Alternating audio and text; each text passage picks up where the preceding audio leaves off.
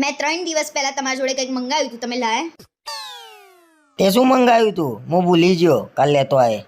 મીઠાની થેલી મંગાવી હતી અને મેં લાવી દીધી છે. હવે લાવવાની કોઈ જરૂર નહીં.